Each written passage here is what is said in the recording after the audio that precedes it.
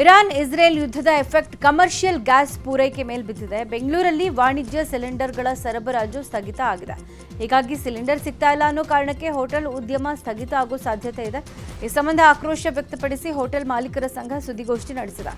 ಪರ್ಯಾಯ ವ್ಯವಸ್ಥೆಗೆ ಕೇಂದ್ರ ಹಾಗೂ ರಾಜ್ಯ ಸರ್ಕಾರಕ್ಕೆ ಆಗ್ರಹ ಮಾಡಿದ್ದಾರೆ. ನಿನ್ನೆ ಬೆಂಗಳೂರಿನ 20% ಹೋಟೆಲ್ಗಳಿಗಷ್ಟೇ ಗ್ಯಾಸ್ ಪೂರೈಕೆ ಹೋಗ್ತಾ ಇದೆ. ನಾವು ಹೋಟೆಲ್ ಬಂದ್ ಮಾಡಲ್ಲ, ಆದರೆ ಗ್ಯಾಸ್ ಇಲ್ಲದೆ ಇದ್ರೆ ಅಡುಗೆ ಮಾಡೋಕ್ಕೂ ಆಗಲ್ಲ. ಹೀಗೆ ಮುಂದುವರೆದ್ರೆ ಬಾಗಿಲು ಮುಚ್ಚಲೇಬೇಕಾಗುತ್ತೆ ಅಂತ ವಾರ್ನಿಂಗ್ ಕೊಟ್ಟಿದ್ದಾರೆ. ಬೆಂಗಳೂರು ಹೋಟೆಲ್ ಮಾಲೀಕರು ಹೋಟೆಲ್ಗಳನ್ನು ಬಂದ್ ಮಾಡೋಕೆ ಚಿಂತಿಸಿರುವ ವಿಚಾರದ ಬಗ್ಗೆ ಸಿಎಂ ಸಿದ್ದರಾಮಯ್ಯ ಪ್ರತಿಕ್ರಿಯೆ ಕೊಟ್ಟಿದ್ದಾರೆ. ಬೆಂಗಳೂರಿನಲ್ಲಿ ಮಾತನಾಡಿದ ಅವರು, ಕೇಂದ್ರ ಸರ್ಕಾರ ಕಮರ್ಷಿಯಲ್ LPG ದರವನ್ನು 115ಕ್ಕೆ ಏರಿಕೆ ಮಾಡಿದೆ. ಗೃಹ ಬಳಕೆ ಗ್ಯಾಸ್ ದರವನ್ನು 63 ರೂಪಾಯಿಗೆ ಹೆಚ್ಚಿಸಿದೆ. ಹೋಟೆಲ್ ಸಂಘಟನೆ ಮಾಡಿರುವ ನಿರ್ಧಾರ ಸರಿಯಾಗೇ ಇದೆ ಅಂತ ಹೇಳಿದ್ದಾರೆ. ಇರಾನ್ ಇಸ್ರೇಲ್ ಯುದ್ಧದ ಎಫೆಕ್ಟ್ನಿಂದ LPG ಸಿಲಿಂಡರ್ ಕೊರತೆ ಉಂಟಾಗಿದೆ. LPG ಸಿಲಿಂಡರ್ ಅಭಾವ ತಪ್ಪಿಸೋಕೆ ಕೇಂದ್ರ ಸರ್ಕಾರದ ಕ್ರಮ ಕೈಗೊಳ್ಳಲಾಗಿದೆ. ಸಿಲಿಂಡರ್ ಬುಕ್ಕಿಂಗ್ ಅವಧಿಯ ಅಂತರ ಹೆಚ್ಚಳ ಮಾಡಿದೆ. ಮುಂಚೆ 21 ದಿನಗಳಿಗೆ ಒಮ್ಮೆ ಸಿಲಿಂಡರ್ ಬುಕ್ ಮಾಡಬಹುದಾಗಿತ್ತು, ಆದರೆ ಇದೀಗ 25 ದಿನಗಳಿಗೊಮ್ಮೆ ಏರಿಕೆ ಮಾಡಲಾಗಿದೆ. ಇದರಿಂದ ಜನ LPG ಸಿಲಿಂಡರ್ ಬೇಕಾದರೆ 25 ದಿನ ಕಾಯಬೇಕಾದ ಪರಿಸ್ಥಿತಿ ಇದೆ. ಇರಾನ್ ಇಸ್ರೇಲ್ ಅಮೆರಿಕ ಯುದ್ಧ ಹಿನ್ನೆಲೆ ವಿಶ್ವ ಪ್ರಸಿದ್ಧ ಬ್ಯಾಡಗಿ ಮೆಣಸಿನಕಾಯಿ ಮಾರುಕಟ್ಟೆಗೂ ಬಿಸಿ ತಟ್ಟಿದೆ. ಗಲ್ಫ್ ರಾಷ್ಟ್ರಗಳಿಗೆ ಬ್ಯಾಡಗಿ ಮೆಣಸಿನಕಾಯಿ ರಫ್ತಾಗ್ತಾ ಇತ್ತು. ಹೊರ ದೇಶಗಳಿಗೆ ರಫ್ತು ಮಾಡೋಣ ಅಂದರೆ ರಫ್ತು ಬಾಡಿಗೆ ಕೂಡ ಈಗ ಹೆಚ್ಚಳ ಆಗಿದೆ. ಮಲೇಷಿಯಾ, ಇಂಡೋನೇಷಿಯಾ, ಬಾಲಿ, ಥೈಲ್ಯಾಂಡ್, ಸಿಂಗಪೂರ್ ದೇಶಗಳಿಗೂ ಬ್ಯಾಡಗಿ ಮೆಣಸಿನಕಾಯಿ ರಫ್ತಾಗ್ತಾ ಇತ್ತು. ಆದರೆ ಯುದ್ಧ ಹಿನ್ನೆಲೆ ರಫ್ತಾಗದೆ ಪೋರ್ಟ್ಗಳಲ್ಲೇ ಬ್ಯಾಡಗಿ ಮೆಣಸಿನಕಾಯಿ ಉಳ್ಕೊಂಡಿದೆ. ವಾರ್ಷಿಕವಾಗಿ 800 ರಿಂದ 1000 ಕೋಟಿ ರೂಪಾಯಿ ವಹಿವಾಟು ನಡೆಯೋ ಮಾರುಕಟ್ಟೆ ರಫ್ತು ಬಂದ್ ಆಗಿರೋದ್ರಿಂದ ಕೋಟಿಗಟ್ಟಲೆ ಈಗ ನಷ್ಟ ಆಗಿದೆ. ಇರಾನ್ ಅಮೆರಿಕ ಯುದ್ಧ 11ನೇ ದಿನಕ್ಕೆ ಕಾಲಿಟ್ಟಿದೆ. ಜಾಗತಿಕವಾಗಿ ಯುದ್ಧದ ಹೊಡೆತ ಎಲ್ಲ ದೇಶಗಳಿಗೂ ತಟ್ಟಿದೆ. ಇನ್ನು ಕದನ ವಿರಾಮಕ್ಕೆ ಮಧ್ಯಸ್ಥಿಕೆ ವಹಿಸೋಕೆ ಚೈನಾ, ರಷ್ಯಾ, ಫ್ರಾನ್ಸ್ ನಮ್ಮನ್ನ ಸಂಪರ್ಕ ಮಾಡಿತ್ತು ಅಂತ ಇರಾನ್ ವಿದೇಶಾಂಗ ಸಚಿವ ಕಝೀಮ್ ಹೇಳಿದ್ದಾರೆ. ಈ ಎಲ್ಲ ಬೆಳವಣಿಗೆ ನಡುವೆ ಮಾತನಾಡಿರೋ ಅಮೆರಿಕ ಅಧ್ಯಕ್ಷ ಟ್ರಂಪ್, ನಾವೇನಾದರೂ ಇರಾನ್ ಮೇಲೆ ದಾಳಿ ಮಾಡದೇ ಇದ್ದಿದ್ರೆ ಇರಾನ್ ಅಮೆರಿಕ ಮೇಲೆ ದಾಳಿ ಮಾಡಿರ್ತಿತ್ತು. ದಾಳಿಯ ಮಾಹಿತಿ ತಿಳಿದ ಕಾರಣವೇ ನಾವು ಇರಾನ್ ಮೇಲೆ ಯುದ್ಧ ಸಾರಿರೋದು ಅಂತ ಹೇಳಿದ್ದಾರೆ. ಇನ್ನು ಟೆಹರಾನ್ ಮೇಲೆ ಇಸ್ರೇಲ್ ದಾಳಿ ತೀವ್ರಗೊಳಿಸಿದೆ. ಮಿಸೈಲ್ಗಳ ಮೂಲಕ ಟೆಹರಾನ್ ಮೇಲೆ ಇಸ್ರೇಲ್ ದಾಳಿ ಮಾಡ್ತಾ ಇದ್ದು ದಾಳಿಯ ತೀವ್ರತೆ ಇನ್ನೂ ಹೆಚ್ಚಾಗುತ್ತೆ ಅಂತ ಹೇಳಲಾಗ್ತಿದೆ. ಸಿಎಂ ಸಿದ್ದರಾಮಯ್ಯ ಎಲ್ಲ ಶಾಸಕರಿಗೂ ಬಜೆಟ್ ಪಾಠ ಮಾಡಿದ್ದಾರೆ. ಎಲ್ಲ ಪಕ್ಷಗಳ ಶಾಸಕರಿಗೆ ವಿಧಾನಸಭೆ ಸಚಿವಾಲಯದಿಂದ ತರಬೇತಿ ಕಾರ್ಯಾಗಾರ ಆಯೋಜಿಸಲಾಗಿತ್ತು. ಆದರೆ ಬಿಜೆಪಿ, ಜೆಡಿಎಸ್ ಸದಸ್ಯರು ಕಾರ್ಯಾಗಾರ ಬಹಿಷ್ಕರಿಸಿದ್ರು. ಹಾಗಿದ್ರೂ ಕಾರ್ಯಾಗಾರದಲ್ಲಿ ಮಾತನಾಡಿದ ಸಿಎಂ, ಬಜೆಟ್ನಲ್ಲಿ ಘೋಷಣೆಯಾದ ಅನುದಾನಗಳ ಖರ್ಚು ಸರಿಯಾಗಿ ಆಗ್ತಾ ಇದೆಯಾ, ಯಾವ ರೀತಿ ಆಗ್ತಾ ಇದೆ ಅಂತ ನಿಗಾ ವಹಿಸಬೇಕು ಅಂತ ಶಾಸಕರಿಗೆ ಕರೆ ಕೊಟ್ಟಿದ್ದಾರೆ. ಕಾಂಗ್ರೆಸ್ ಪಾಳ್ಯದಲ್ಲಿ ಸಿಎಂ ಕುರ್ಚಿ ಕಾದಾಟದ ಮಧ್ಯೆ ಡಿನ್ನರ್ ಪಾಲಿಟಿಕ್ಸ್ ಕೂಡ ಜೋರಾಗೇ ನಡೆದಿದೆ. ಇವತ್ತು ಪಕ್ಷದ ಎಲ್ಲ MLA, MLCಗಳಿಗೆ DCM DKC ಭರ್ಜರಿ ಡಿನ್ನರ್ ಆಯೋಜನೆ ಮಾಡಿದ್ದಾರೆ.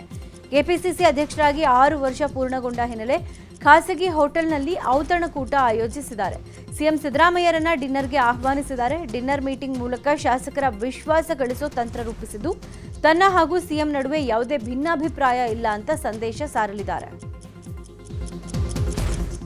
ಇನ್ನು DKC ಡಿನ್ನರ್ ಮೀಟಿಂಗ್ಗೆ ಸಿಎಂ ಬಣ ಹಾಜರಾಗುತ್ತಾ ಅನ್ನೋ ಪ್ರಶ್ನೆ ಮೂಡಿದೆ. ರಾಜಣ್ಣ ಸಚಿವ ಸಿಎಂ ಸಿದ್ದರಾಮಯ್ಯ ಪರವಾಗಿ ನಿಷ್ಠೆ ತೋರಿದ್ರು. ಅಲ್ಲದೆ DKC ಬೆಂಬಲಿಗರನ್ನ ಬೀದಿ ನಾಯಿಗಳಿಗೆ ಹೋಲಿಸಿದ್ರು.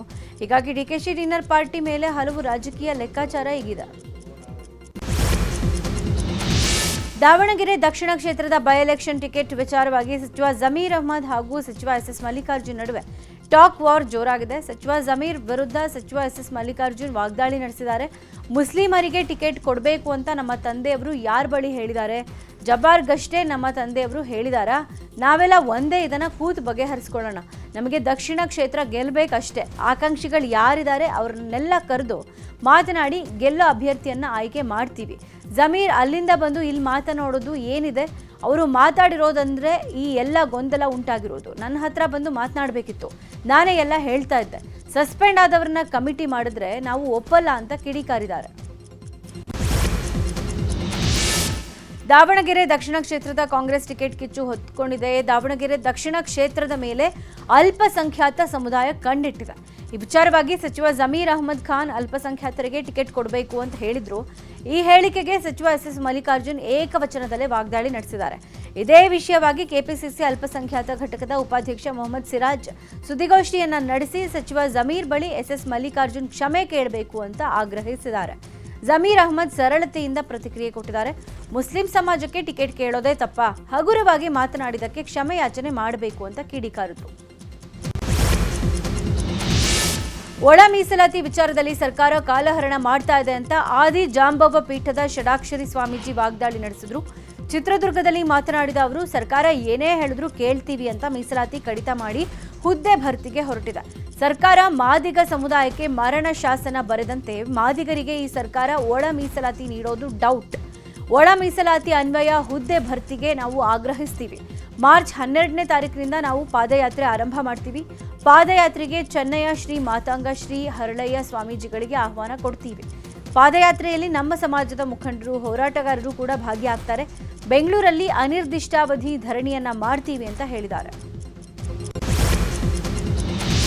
ಪೋಕ್ಸೋ ಕೇಸ್ನಲ್ಲಿ ಮಲ್ಲಿಕಾರ್ಜುನ್ ಮುತ್ಯಾಗೆ ಕೋರ್ಟ್ ಮತ್ತೊಂದು ಶಾಕ್ ಕೊಟ್ಟಿದೆ. ಜಾಮೀನು ಕೋರಿ ಯಾದಗಿರಿ ಜಿಲ್ಲಾ ಕೋರ್ಟ್ನಲ್ಲಿ ಸಲ್ಲಿಸಿದ ಅರ್ಜಿಯನ್ನು ಕೋರ್ಟ್ ತಿರಸ್ಕಾರ ಮಾಡಿದೆ. ಮುತ್ಯಾಗೆ ಜಾಮೀನು ನೀಡದಂತೆ ಸರ್ಕಾರಿ ವಕೀಲರಿಂದ ಪ್ರಬಲ ವಾದ ಮಂಡನೆ ಮಾಡಲಾಗಿತ್ತು. ವಾದ ಆಲಿಸಿದ ಕೋರ್ಟ್ ಜಾಮೀನು ಅರ್ಜಿಯನ್ನು ತಿರಸ್ಕಾರ ಮಾಡಿದೆ. ಆದರೆ ಪೋಕ್ಸೋ ಕೇಸ್ನಲ್ಲಿ ಇದುವರೆಗೆ ಆರೋಪಿ ಮಲ್ಲಿಕಾರ್ಜುನ್ ಮುತ್ಯಾನನ್ನ ಪೊಲೀಸರು ಬಂಧಿಸಿಲ್ಲ. ಬಂಧಿಸೋ ಸಾಧ್ಯತೆ ಇದೆ. ಆನೇಕಲ್ನಲ್ಲಿ ನಿನ್ನೆ real estate agent Gopal kidnap and murder ಪ್ರಕರಣ ಸಂಬಂಧ ಶಾಸಕ ಪ್ರದೀಪ್ ಈಶ್ವರ್ ಆನೇಕಲ್ ಪೊಲೀಸ್ ಠಾಣೆಗೆ ಭೇಟಿ ಕೊಟ್ಟು ಮಾಹಿತಿ ಪಡ್ಕೊಂಡಿದ್ದಾರೆ. ಕೊಲೆಯಾದ ಗೋಪಾಲ್ ಮತ್ತು ಶಾಸಕ ಪ್ರದೀಪ್ ಈಶ್ವರ್ ಒಂದೇ ಸಮುದಾಯದವರು ಆಗಿರೋದ್ರಿಂದ ಮಾಹಿತಿಯನ್ನ ಪಡೆದಿದ್ದಾರೆ. ಬಳಿಕ ಗೋಪಾಲ್ ಕುಟುಂಬಸ್ಥರಿಗೆ ಸಾಂತ್ವನ ಹೇಳಿದರು. ಸುಮಾರು 10 ವರ್ಷಗಳಿಂದ ಇವರಿಬ್ಬರ ನಡುವೆ ದ್ವೇಷ ಇತ್ತು. ಆದರೆ ಕೊಲೆ ಮಾಡಿರೋದು ನಮ್ಮ ಕಮ್ಯುನಿಟಿ ಅವರಲ್ಲ. ಯಾರೇ ಆಗಲಿ ಅವರನ್ನ ಸುಮ್ಮನೆ ಬಿಡಲ್ಲ, ಕಾನೂನು ಪ್ರಕಾರ ಕ್ರಮ ಕೈಗೊಳ್ತೀವಿ ಅಂತ ಹೇಳಿದ್ದಾರೆ. ಬೆಂಗಳೂರಿನ ಅಮೃತಹಳ್ಳಿ ಠಾಣೆ ವ್ಯಾಪ್ತಿಯಲ್ಲಿ ನಡೆದ ಗ್ಯಾಂಗ್ ರೇಪ್ ಪ್ರಕರಣ ದಿನಕ್ಕೊಂದು ತಿರುವು ಪಡ್ಕೊಳ್ತಾ ಇದೆ. ಮಲ್ಲೇಶ್ವರಂ ಪೊಲೀಸರ ವಿರುದ್ಧ ಕಮಿಷನರ್ಗೆ ಇಮ್ರಾನ್ ಅನ್ನೋರು ದೂರು ಕೊಟ್ಟಿದ್ದಾರೆ. ಸಂತ್ರಸ್ತೆಯ ಖಾಸಗಿ ಫೋಟೋ, ವಿಡಿಯೋ ನಿಖಿಲ್ ಬಳಿ ಇತ್ತು. ಅವುಗಳನ್ನು ಡಿಲೀಟ್ ಮಾಡಿಸೋದು ನಮ್ಮ ಉದ್ದೇಶ ಆಗಿತ್ತು. ನಾವು ಯಾವುದೇ ಕಾರಣಕ್ಕೂ ಹಣಕ್ಕೆ ಡಿಮ್ಯಾಂಡ್ ಇಟ್ಟಿಲ್ಲ. ಪೊಲೀಸರು ನಿಖಿಲ್ನನ್ನ ಬಂಧಿಸೋ ಮೊದಲೇ ಎಫ್ಐಆರ್ ದಾಖಲಿಸಿದ್ದಾರೆ.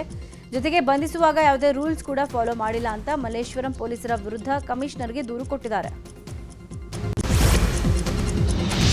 ಹರಕೆಯ ಕಾರ್ಯಕ್ರಮದಲ್ಲಿ ಪ್ರಸಾದವನ್ನ ಬೇಗ ಕೊಡುವಂತೆ ಹೇಳಿದ ಕಾರಣಕ್ಕೆ ಯುವಕನ ಮೇಲೆ 4 ಹಲ್ಲೆ ಮಾಡಿದ್ದಾರೆ. ದಕ್ಷಿಣ ಕನ್ನಡ ಜಿಲ್ಲೆ ಪುತ್ತೂರು ತಾಲೂಕಿನ ಒಳಮೊಗ್ರು ಗ್ರಾಮದ ಕಟ್ಟಿನೋಪಿ ನಡ್ಕ ಮೈದಾನ ಮೂಲೆ ಮಸೀದಿಯಲ್ಲಿ ಘಟನೆ ನಡೆದಿದೆ. 34 ವರ್ಷದ ಅಬೂಬಕ್ಕರ್ ಎಂಬಾತನ ಮೇಲೆ 4 ಮನಬಂದಂಗೆ ಹಲ್ಲೆ ಮಾಡಿದ್ದು, ಗಾಯಾಳುವನ್ನ ಪುತ್ತೂರಿನ ಖಾಸಗಿ ಆಸ್ಪತ್ರೆಗೆ ದಾಖಲಿಸಲಾಗಿದೆ. ಯುಕೆ ನಾಜೀರ್, ಸಿದ್ದಿಕ್, ನಾಜೀರ್, ಇರ್ಷಾದ್ ಹಲ್ಲೆ ಮಾಡಿದ ಆರೋಪಿಗಳು. ಹಲ್ಲೆಯ ವಿಡಿಯೋ ಜಾಲತಾಣಗಳಲ್ಲಿ ವೈರಲ್ ಆಗಿದೆ. ಇನ್ನು ಘಟನೆಯ ಸಂಬಂಧ ಹಲ್ಲೆಗೊಳಗಾದ ಅಬೂಬಕ್ಕರ್ ಸಂಪ್ಯ ಪೊಲೀಸ್ ಠಾಣೆಯಲ್ಲಿ ಪ್ರಕರಣ ದಾಖಲಿಸಿದ್ದಾರೆ. ಬೆಂಗಳೂರಲ್ಲಿ ಪುಂಡರ ಹಾವಳಿ ಮುಂದುವರೆದಿದೆ. ಕ್ಷುಲ್ಲಕ ಕಾರಣಕ್ಕೆ ಯುವಕರು ಹೊಡೆದಾಡಿಕೊಂಡಿರೋ ಘಟನೆ ಹೆಣ್ಣೂರಿನ ಪ್ರಕೃತಿ ಲೇಔಟ್ನಲ್ಲಿ ನಡೆದಿದೆ. ರಾತ್ರಿ ಕಿಡಿಗೇಡಿಗಳ ಗ್ಯಾಂಗ್ 2 ಯುವಕರ ಮೇಲೆ ಹಲ್ಲೆ ಮಾಡಿದ್ದಾರೆ. ನಡು ರಸ್ತೆಯಲ್ಲಿ ಯುವಕರು ಹೊಡೆದಾಡಿಕೊಂಡಿರೋ ಘಟನೆ ವಿಡಿಯೋ ವೈರಲ್ ಆಗಿದೆ. ಇನ್ನು ಘಟನೆಯಲ್ಲಿ ಬೈಕ್ಗೆ ಡ್ಯಾಮೇಜ್ ಮಾಡಲಾಗಿದೆ. ಚಿಕ್ಕಬಳ್ಳಾಪುರದಲ್ಲಿ ಪ್ರಕರಣವೊಂದರಲ್ಲಿ ಬಿ ರಿಪೋರ್ಟ್ ಹಾಕೋಕೆ ಪಿಎಸ್ಐ, ಎಎಸ್ಐ ಲಂಚ ಸ್ವೀಕಾರ ಪ್ರಕರಣಕ್ಕೆ ಸಂಬಂಧಪಟ್ಟಂತೆ 2 ಮಧ್ಯಂತರ ಜಾಮೀನು ಅರ್ಜಿ ವಜಾ ಆಗಿದೆ. ಚಿಕ್ಕಬಳ್ಳಾಪುರ 3ನೇ ಸತ್ರ ನ್ಯಾಯಾಲಯದ ನ್ಯಾಯಾಧೀಶರು ಬೇಲ್ ಅರ್ಜಿ ವಜಾ ಮಾಡಿದ್ದಾರೆ. 70,000 ಲಂಚ ಸ್ವೀಕರಿಸೋ ವೇಳೆ ಪಿಎಸ್ಐ ಶರಣಪ್ಪ, ಎಎಸ್ಐ ವೆಂಕಟೇಶಪ್ಪ ಲೋಕ ಬಲೆಗೆ ಬಿದ್ದಿದ್ರು. ಲೋಕಾಯುಕ್ತ ಬಲೆಗೆ ಬಿದ್ದ ಒಂದೇ ದಿನಕ್ಕೆ ಇಬ್ಬರಿಗೆ ಬೇಲ್ ಸಿಕ್ಕಿತ್ತು. ಬೇಲ್ ವಿಚಾರಕ್ಕೆ ಲೋಕಾಯುಕ್ತ ಅಧಿಕಾರಿಗಳು ಆಕ್ಷೇಪ ವ್ಯಕ್ತಪಡಿಸಿದರು. ವಕೀಲರು ಕೋರ್ಟ್ ಕಲಾಪ ಬಹಿಷ್ಕರಿಸಿ ಅಸಮಾಧಾನ ಹೊರಹಾಕಿದರು. ಈ ಬೆನ್ನಲ್ಲೇ ಆರೋಪಿಗಳಿಗೆ ನೀಡಿದ ಮಧ್ಯಂತರ ಜಾಮೀನು ರದ್ದು ಮಾಡಿದ್ದು, 2 ಲೋಕಾಯುಕ್ತ ವಶಕ್ಕೆ ಒಪ್ಪಿಸಲಾಗಿದೆ.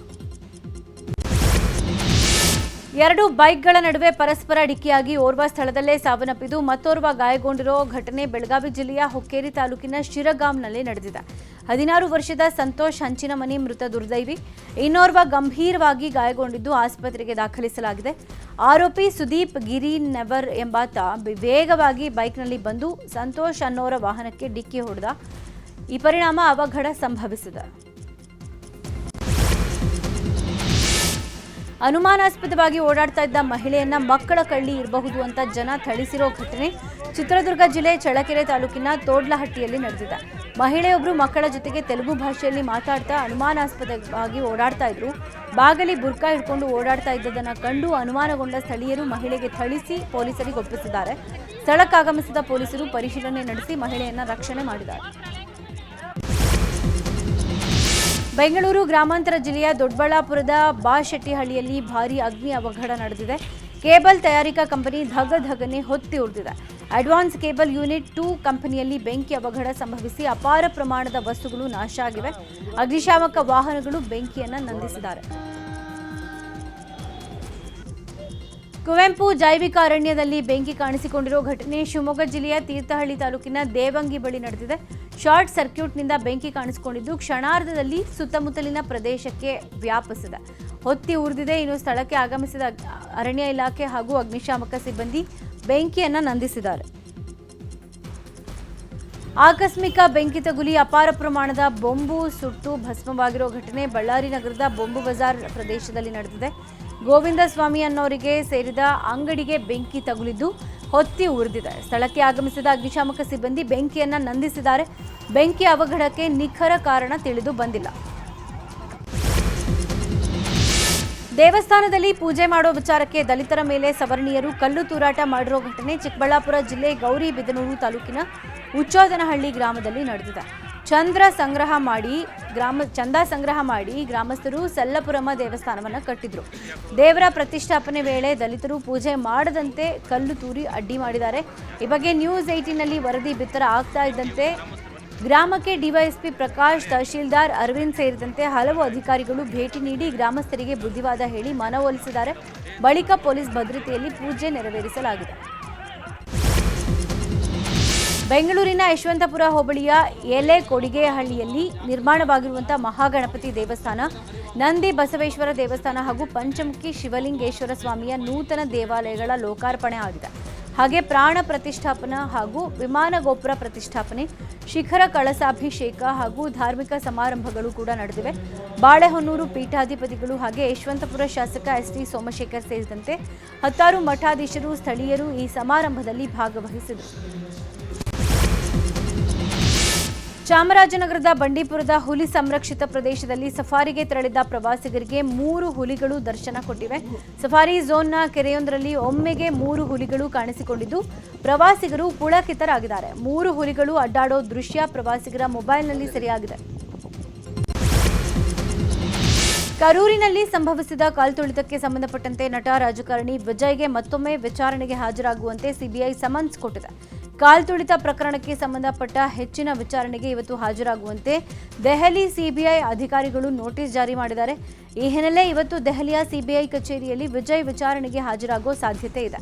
ಇನ್ನು ಕಳೆದ ವರ್ಷ ಸೆಪ್ಟೆಂಬರ್ 27ರಂದು ತಮಿಳುನಾಡಿನ ಕರೂರಿನಲ್ಲಿ ಪಕ್ಷದ ರ್ಯಾಲಿಯಲ್ಲಿ ಕಾಲ್ತುಳಿತ ಸಂಭವಿಸಿ 41 ಮಂದಿ ಮೃತಪಟ್ಟಿದ್ದರು. ಮಧ್ಯಪ್ರದೇಶದ ಕುನೋ ರಾಷ್ಟ್ರೀಯ ಉದ್ಯಾನವನದಲ್ಲಿ ಚೀತಾಗಳ ಸಂಖ್ಯೆ 53ಕ್ಕೆ ಏರಿಕೆಯಾಗಿದೆ. ಜ್ವಾಲಾ ಹೆಸರಿನ ಚೀತಾ 3ನೇ ಬಾರಿಗೆ ಮರಿ ಹಾಕಿದ್ದು 5 ಮರಿಗಳಿಗೆ ಜನ್ಮ ಕೊಟ್ಟಿದೆ. ಈ ಮೂಲಕ ಭಾರತದಲ್ಲಿ ಜನಿಸಿದ ಮರಿಗಳ ಸಂಖ್ಯೆ 33ಕ್ಕೆ ಏರಿಕೆಯಾಗಿದೆ. ಒಟ್ಟು ಚೀತಾಗಳ ಸಂಖ್ಯೆ 53ಕ್ಕೆ ಏರಿಕೆಯಾಗಿದೆ. ಈ ಬಗ್ಗೆ ಕೇಂದ್ರ ಸಚಿವ ಭೂಪೇಂದ್ರ ಯಾದವ್ ಮಾಹಿತಿ ಹಂಚಿಕೊಂಡಿದ್ದಾರೆ. ಚೀತಾ ಮರಿಗಳು ಕೂಡ ಆರೋಗ್ಯವಾಗಿದ್ದು ವೈದ್ಯರು ನಿಗಾ ಇಟ್ಟಿದ್ದಾರೆ.